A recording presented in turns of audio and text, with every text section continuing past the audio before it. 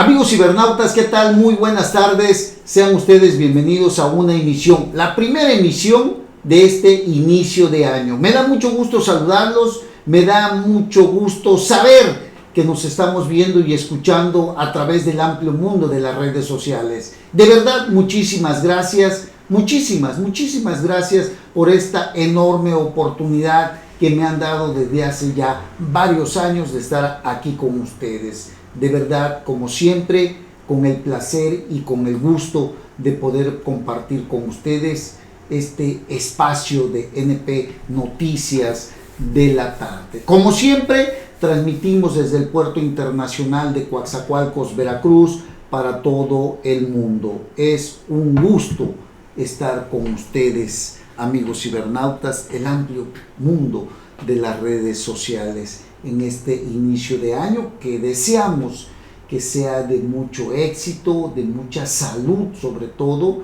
de mucha prosperidad, de mucha abundancia, de mucho bienestar para ustedes, para todas las familias mexicanas. Pues nos da un enorme placer saber que el creador del universo nos da la oportunidad nuevamente de estar aquí con ustedes, y eso de verdad pues es algo que la verdad nos da enorme placer porque nos permite nuevamente poder comunicarnos a través de este espacio. Bueno, ¿qué tenemos en este inicio de año que para mí inicia bien, sin duda? Usted sabe que hace unos días, el lunes, para ser más exactos, se llevó a cabo la renovación o la elección de un nuevo presidente de la Suprema Corte de Justicia de la Nación, que bueno, como usted debe de saber, pues estaba viciada, estaba manoseada por el presidente de la República, que trató de imponer a una de sus incondicionales, que ya funge como ministra de la Suprema Corte de Justicia de la Nación. Se trata de Yasmín Esquivel, una persona que por cierto está casada con un constructor que mantiene lazos muy cercanos con el propio presidente de la República, y esto se traduce en un grave conflicto de interés que ayer fue criticado gravemente por el que hoy es presidente. Hablaba de toda la serie de corrupciones que habían en los gobiernos pasados y que hoy desgraciadamente no solamente lo permite, sino que incluso la corrupción ha escalado a unos niveles mucho más altos. De ese tamaño lo que estamos viviendo el día de hoy con este gobierno de la mal llamada Cuarta Transformación. Un presidente que desgraciadamente está terminando peor que los prianistas, a quienes tanto criticó y señaló de corruptos y de inútiles. Usted lo recordará, y lo recordará muy bien, porque no estamos mintiendo, estamos diciendo absolutamente la verdad de un presidente que se dijo ser diferente a los demás, pero que ha resultado peor que ellos mismos, señalado de actos de corrupción, de cómplice de actos de corrupción, de muchos actos de corrupción de diferentes personajes de la vida pública ligados directamente con él, desvío de recursos, tráfico de influencias, y ahí está su hijo José Ramón López Beltrán, que hoy radica en los Estados Unidos, casada con una persona que tiene intereses muy ligados a las petroleras de diversos países, y principalmente la de este país de México, Petróleos Mexicanos. Bien, pues Yasmín Esquivel es esposa de José María Riobó, un constructor que viene trabajando desde que López Obrador fue jefe de gobierno de la hoy Ciudad de México.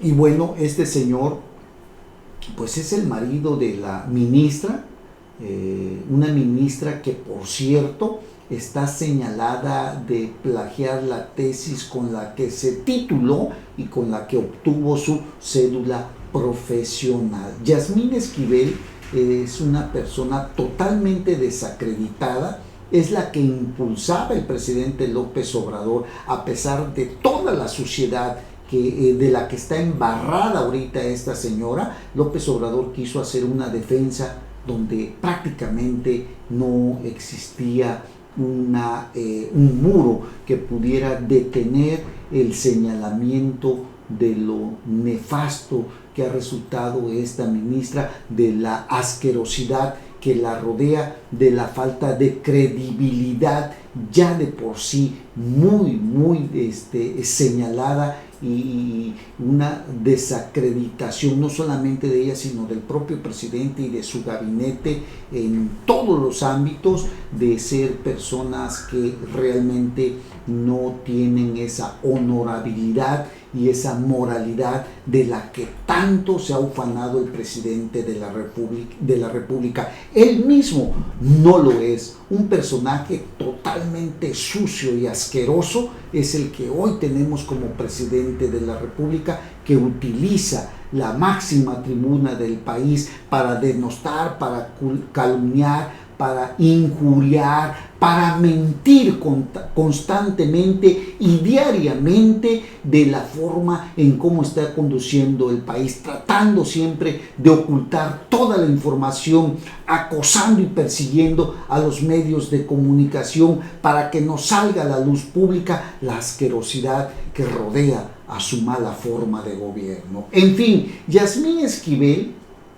la ministra que pretendió ser presidenta de la Suprema Corte de Justicia de la Nación, fue desnudada, señalada de plagiar su tesis, es decir, de haberse robado o pirateado la tesis de otra persona, y para ello utilizó todo el aparato de gobierno a su favor, como la Fiscalía General de la Ciudad de México, para que la exonerara de cualquier delito que pudiera existir. La Universidad Nacional Autónoma de México encontró un alto porcentaje de coincidencias de la tesis que ella presentó en 1987 y la que presentó Edgar Ulises Báez Gutiérrez, un abogado que la presentó en 1986. Y por ahí siempre dicen primero en derecho, primero en tiempo, primero en derecho.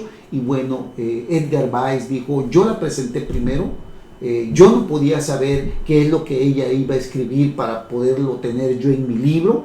Eso, de momento, si usted lo analiza bien, es una realidad, porque nadie puede saber el libro que va a escribir alguien. Y si alguien está escribiendo un libro igual y usted se roba o se plagia la parte que está ya escrita, pero nadie puede saber cómo va a terminar ese libro. Y es lo mismo que dijo este abogado cuando señaló que él había presentado su tesis porque él la había diseñado, que había una asesora de tesis entre ella y él. Es una cosa muy distinta, pero que él no podía saber cómo iba a terminar la tesis de la señora ministra, que hoy está siendo repudiada a nivel nacional por ser una deshonesta. Dice el abogado: yo no podía saber cómo iba a terminar su tesis. Yo presenté mi tesis en 1986. No podía yo saber el contenido de la terminación, en todo caso,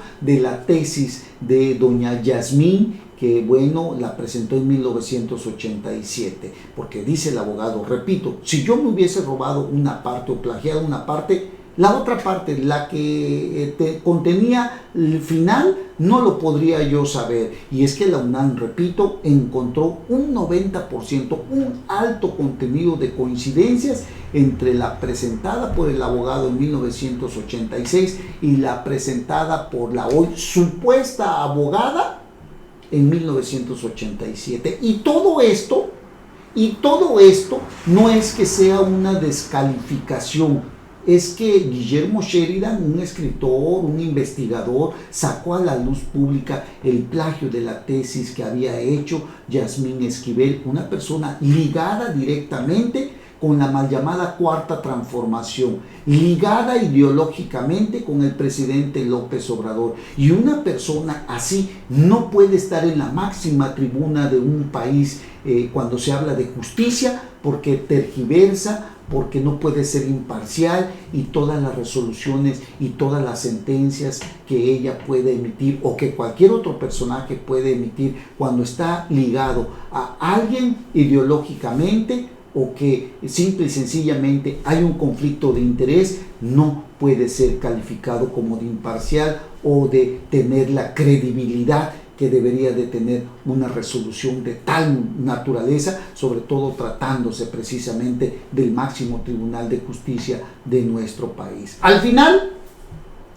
la señora Yasmín no llegó a la presidencia de la Suprema Corte de Justicia de la Nación, y eso fue un gran alivio para la vida democrática de nuestro país, porque no hay que olvidar que nuestra república se compone de tres poderes: el poder ejecutivo, el poder legislativo y el poder judicial. La división de poderes de estos órganos autónomos son los que le dan vida a la vida democrática de nuestro país. Es para contener el autoritarismo de uno de los tres poderes. Es para que no concentren todo el poder en una sola persona o en un solo cuerpo, que podría ser el legislativo.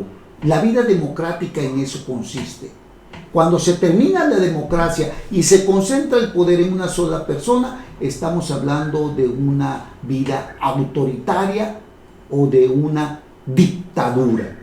Y eso es lo que no permite un órgano tan importante como es la Suprema Corte de Justicia de la Nación. Norma Lucía Piña Hernández, una ministra de más de 35 años dentro del Poder Judicial, una ministra de carrera, es la que llegó como nueva presidente de la Suprema Corte de Justicia de la Nación, y tiene un gran reto encima: restablecer el orden constitucional que se ha venido perdiendo desde que este nefasto personaje llegó al Palacio Nacional, desde que este aprendiz de dictador ha llegado a la silla del Palacio Nacional.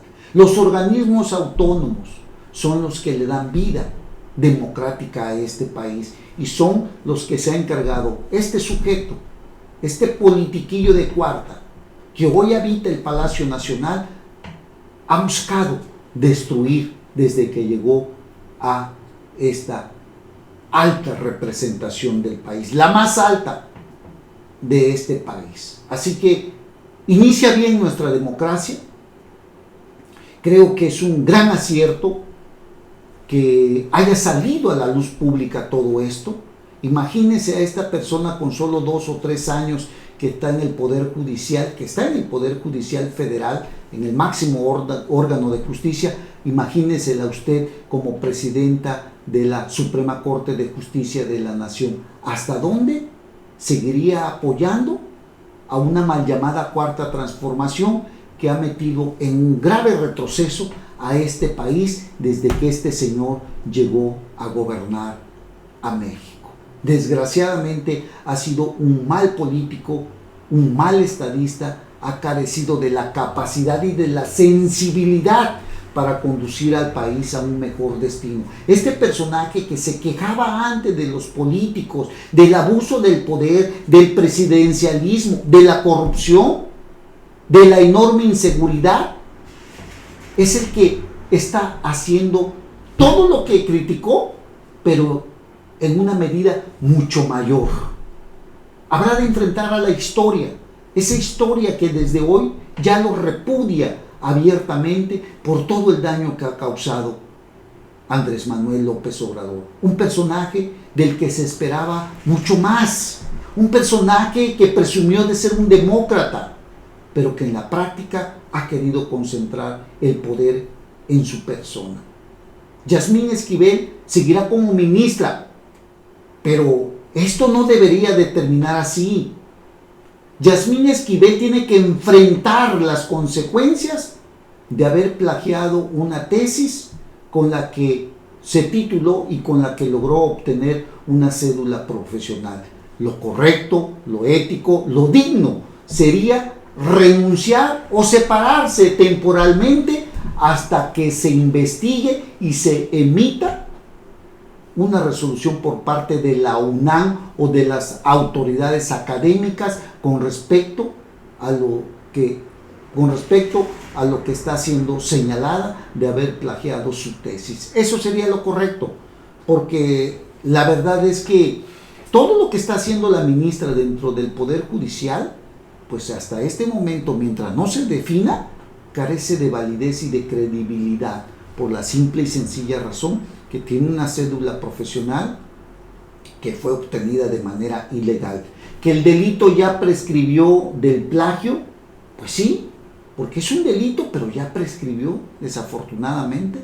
Pero lo que sí debe de resolverse es si esa cédula profesional que ella tiene la obtuvo de manera lícita o de forma ilegal, con todo lo que hoy se sabe y que dio a la luz y que salió a la luz pública a través del escritor Guillermo Sheridan, un investigador, un académico que no es ningún aviador como lo han querido hacer ver los seguidores de la mal llamada Cuarta Transformación. Es un académico de la Universidad Nacional Autónoma de México que desquita su salario. Es un escritor, es un investigador, es un personaje que ha recibido reconocimientos en este país. No es ningún aviador, como también ha salido a la luz pública él para dar su versión y para decir dónde pueden encontrarlo para saber lo que está haciendo hoy como investigador de la Universidad Nacional Autónoma de México. Por lo pronto, a Yasmín Esquivel se le cayó esa ambición mezquina y sucia con la que pretendía llegar a la presidencia de la Suprema Corte de Justicia de la Nación, impulsada por el menos indicado, por el más sucio de los gobernantes que hemos tenido, que se llama Andrés Manuel López Obrador, por el más corrupto que ha llegado, por el más cínico que ha llegado, al grado de que incluso ha dicho el día de hoy que ayudar a los pobres no es nada personal, sino que es una estrategia política. Imagínese usted a este señor diciendo todo el cinismo que carga este señor, todo lo sucio que tiene para hablar de esa manera que ofende a los más necesitados y a los más pobres, que por cierto aumentaron en 4,5 millones más durante estos 4 años que tiene de gobierno, y no ha terminado, y faltan 2 años más. ¿Cuántos millones más se sumarán a la mala estrategia de este gobernante? Ya lo veremos al final de su sexenio, y ya veremos en qué parte de la historia se inscribe este personaje que tanto daño le ha causado al país. Ayudar a los pobres, dice López Obrador, no es un asunto personal, sino de estrategia política. Lo dijo hoy en su mañanera, tras una larga disertación contra quienes llama intelectuales orgánicos, porque ya sabe usted que este señor se hace la víctima de todo, ¿no? Que un complot, que los conservadores, que los neoliberales, que los fifís, que la mafia del poder. 4 años y no ha podido aterrizar absolutamente nada.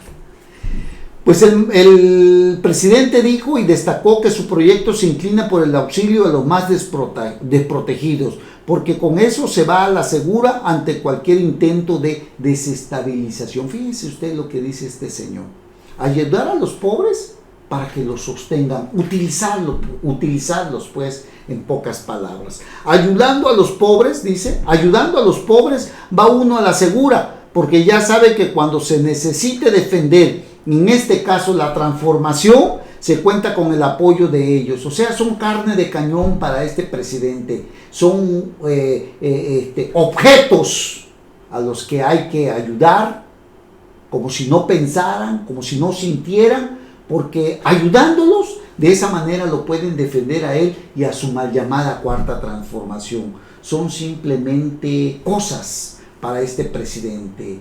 Las personas se convierten en algo que carece de un sentido humanitario. Hay que ayudarlos, pero no porque yo quiera. Hay que ayudarlos porque me sirven, los utilizo en mi beneficio para poder sostenerme en donde estoy y para poder sostener lo que yo quiero hacer. Y de paso, para ver si hay posibilidades de que el nuevo candidato que llegue se siga sosteniendo sobre la base de quienes tienen tanta hambre el día de hoy. Esa es más o menos la parte que quiere decir López Obrador. Este cínico presidente que no ha tenido empacho en decir que es una estrategia política ayudar a los más pobres. Dice, se cuenta con el apoyo de ellos, no así con sectores de la clase media ni con los de arriba. Los de arriba son los que generan empleo, son los que generan condiciones, son los que generan dinero para los impuestos, para poder repartirlos. Así de simple, así de simple. Ni con los medios, ni con la intelectualidad. Con los medios de comunicación no, porque dan a conocer todo lo que sucede, todo lo sucio, todo lo que está mal. Con ellos no puedo hacer alianzas. No es un asunto personal, es un asunto de estrategia política. El presidente arremetió de nuevo contra algunos periodistas e intelectuales orgánicos que dijo están molestos porque durante el periodo neoliberal, otra vez con la misma cantaleta, están molestos porque los intelectuales orgánicos, están molestos los de arriba, porque durante el periodo neoliberal, a cambio de prebendas monetarias, apoyaron los proyectos en turno, pero hoy ya no tienen ni la importancia política ni la creatividad de antes. Los políticos de antes ya no sirven para hoy, ya no sirven hoy, pero muchos políticos de antes, a los que tanto critica y a los que tanto les echa diariamente, están en su propio gobierno. Ahí está Manuel Bartlett. Ahí está el señor que era de Segalmex, Ignacio Ovalle, señalado hoy del desvío de más de 10,000 millones de pesos cuando fue titular de la Secretaría de Alimentaria de este país, del gobierno de López Obrador, y hoy lo tiene en la Secretaría de Gobernación con Adán Augusto López Hernández en un cargo X, pero protegiéndolo para que la justicia no lo alcance. Hay muchos que están hoy en el gobierno de López Obrador, que son los políticos que estuvieron, como él, en el partido oficialista de ayer, que era el Partido Revolucionario Institucional. Todo eso es como darse un propio pisotón en el pie o darse un balazo en el pie. Eso es lo que hace López Obrador cuando le tira a los políticos de ayer, cuando le tira a los intelectuales de ayer, que muchos de ellos hoy están en este gobierno. Así están las cosas, amigos cibernautas. En fin, el presidente echándole la culpa como siempre a los prianistas, a los intelectuales orgánicos, a los que escriben, a los inteligentes, a los aspiracionistas, a los que teniendo los recursos económicos mandan a sus hijos a sus mejores escuelas, que los critica, pero que manda a su hijo a Suiza o a otra parte del mundo donde está estudiando, pagándole las mejores colegiaturas del mundo. Este presidente, el que critica a quien manda a sus hijos a una escuela privada porque trabaja, porque tiene dinero para darle la mejor educación a sus hijos. Este político que critica a esos que tienen los recursos económicos para poder tener mejores condiciones de vida, es el mismo que manda a su hijo a estudiar al extranjero. Este político que quiere tener a todos sumidos en la miseria, sin pensar que si no hay gente que genere empleos, no habrá dinero para repartirle a sus pobres, porque hoy ya sabemos que esos son sus pobres los que utiliza él. Desgraciadamente es la triste realidad de lo que vivimos el día de hoy, amigos cibernautas. De verdad que lamentable lo que estamos viviendo el día de hoy con este señor López Obrador. En fin, bueno, oiga, el caso que inició allá en Ciudad Juárez, Chihuahua, en este penal donde se escapó uno de los más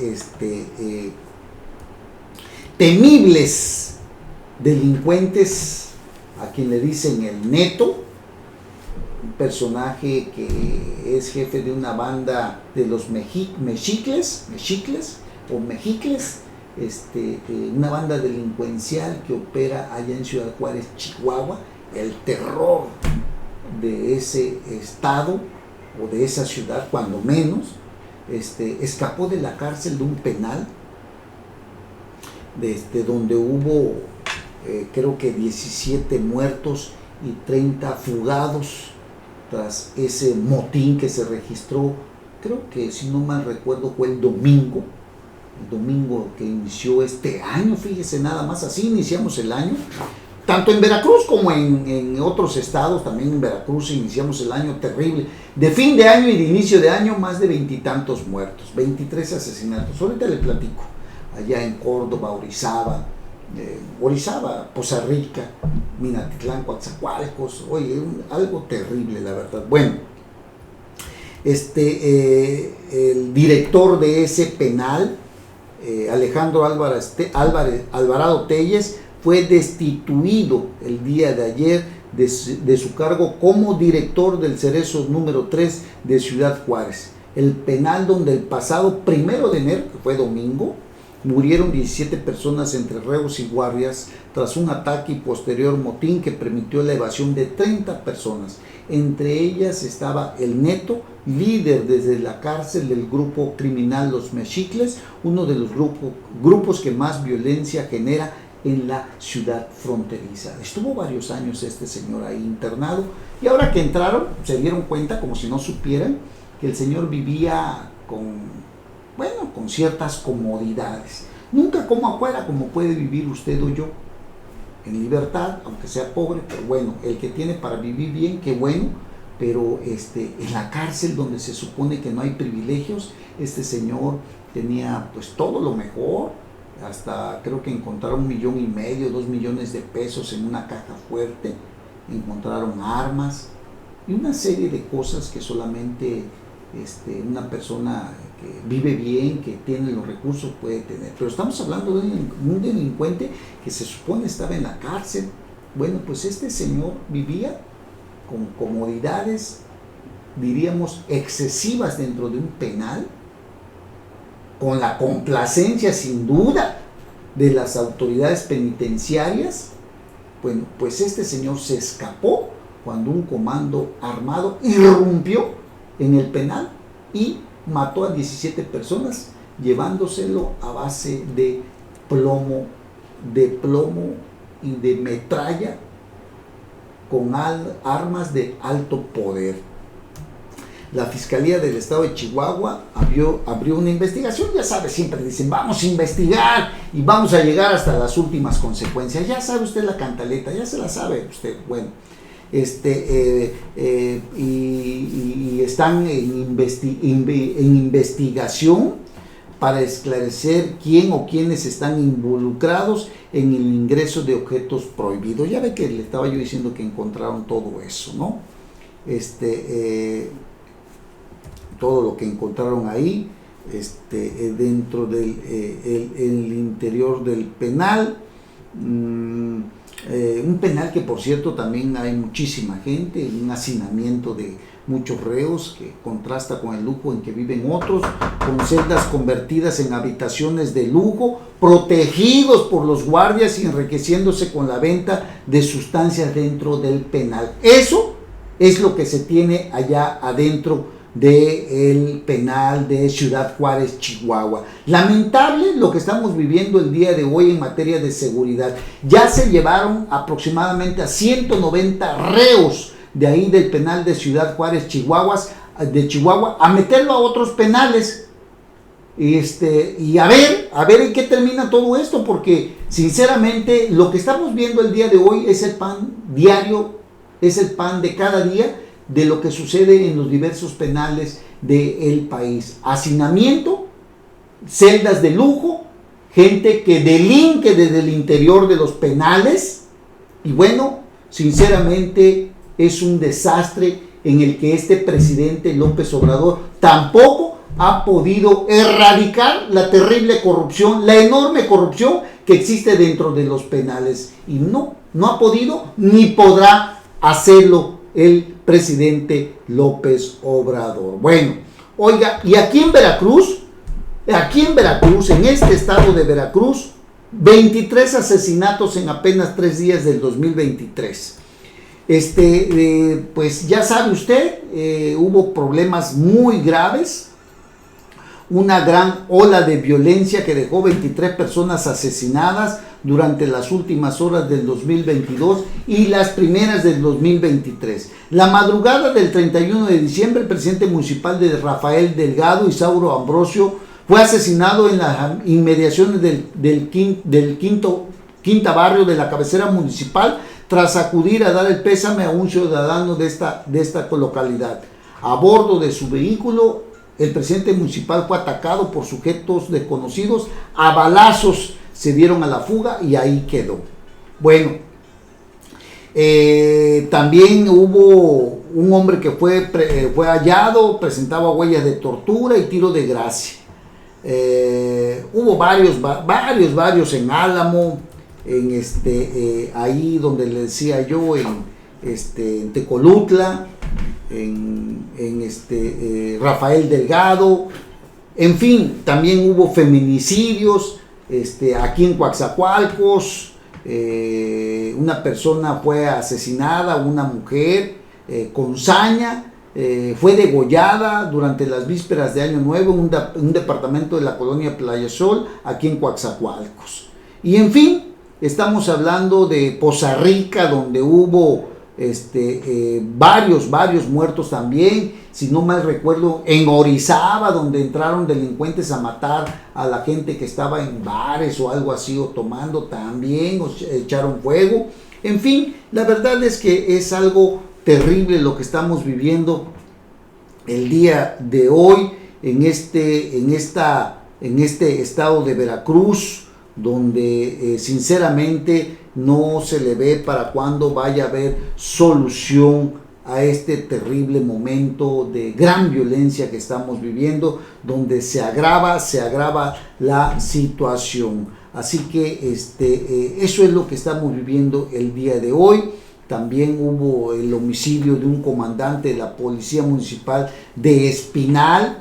Estaba desaparecido este señor, José Luis, no se sabía nada de él. También fueron ejecutadas en Córdoba, Veracruz, al cierre del año. 5 personas fueron ejecutadas en la zona centro del estado, 4 de ellas ocurridas en una casa de seguridad y una más acribillada en la unidad habitacional San Román en Córdoba. En Poza Rica, en atentado a 4 bares de la ciudad, al menos 10 personas perdieron la vida y 3 más resultaron lesionadas por arma de fuego. En fin, este es el Veracruz que tenemos, con una gran ola de violencia. El gobernador dice que pues son ajustes entre las bandas delincuenciales, que no hay que preocuparse mucho, que los machuchones de la delincuencia organizada, que hay que se hagan bolas ellos, pero que el gobierno va con todo contra los bandas delincuenciales.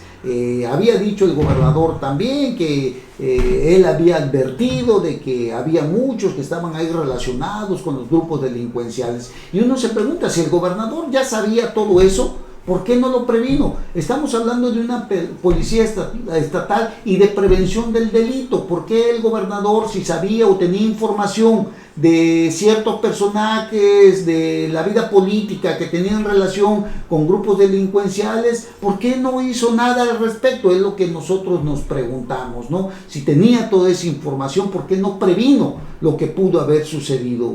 No sabemos qué tanto el gobernador tenga de cierto con lo que está manejando, pero sinceramente sí nos preocupa el hecho de que teniendo a veces la información para poder prevenir lo que está sucediendo, no lo haga, o lo que va a suceder, no lo haga. Las consecuencias ahí están. Se habla de más de 23 asesinatos en estos días de fin y de inicio de año.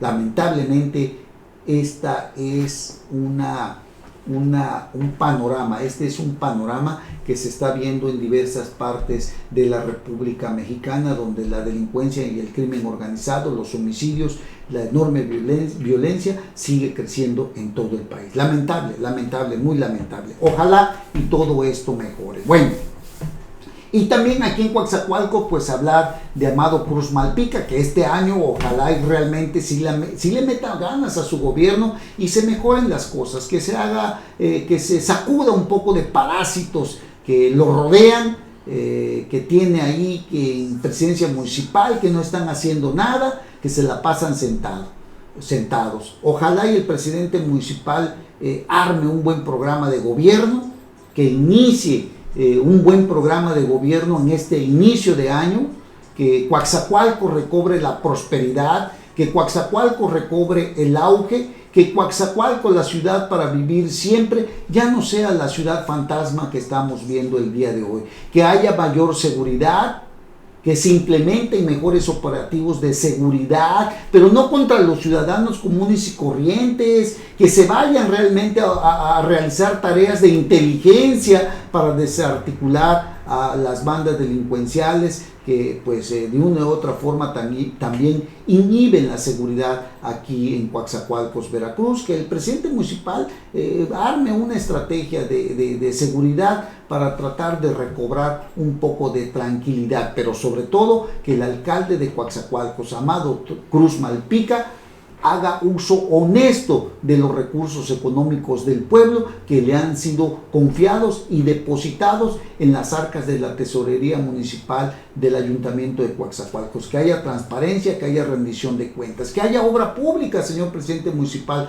Amado Cruz Malpica, que haya seguridad, que haya obras que generen beneficios a los ciudadanos, que ya no haya tantos huecos en la ciudad, que se reparen, que los servicios públicos básicos mejoren, como el de limpia pública, como el del servicio del agua potable, en fin, eso es lo que queremos. Queremos una ciudad que recobre su pujanza, una ciudad que recobre el brillo, una ciudad que sea ejemplo, una ciudad emporio petroquímico del sur de Veracruz y del sureste mexicano, que vuelva a recobrar todo ese esplendor que tuvo durante muchos años. Ojalá y Amado Cruz Malpica tenga ya en mente algún plan estratégico real que haga que Coatzacoalcos sea la ciudad para vivir siempre, como dice su eslogan. Así están las cosas, y que nuestras diputadas y que nuestros diputados y nuestro gobernador, todos de Morena, que tienen todo para hacer algo muy importante por Coatzacoalcos y por la zona sur, se pongan las pilas, que se coordinen y que armen proyectos que realmente mejoren las condiciones de los ciudadanos. Solamente así podrán volver a ganar en las urnas electorales, porque a como están el día de hoy, difícilmente podrían ganar otra presidencia municipal o diputaciones. Ojalá y se coordinen por el bien de Coatzacoalcos. Bueno, pues muchísimas gracias por haber estado con nosotros en este miércoles 4 de enero del año 2023. Muchísimas gracias, excelente inicio de semana, excelente inicio de año. Un abrazo para todos, con mis mejores deseos de salud, de éxitos, de abundancia, de prosperidad, de bienestar, pero sobre todo de salud, porque teniendo salud podemos hacer todo lo que nos propongamos. Dios me les bendiga mucho, nos escuchamos y nos vemos en nuestra próxima emisión. Hasta pronto y muchas gracias.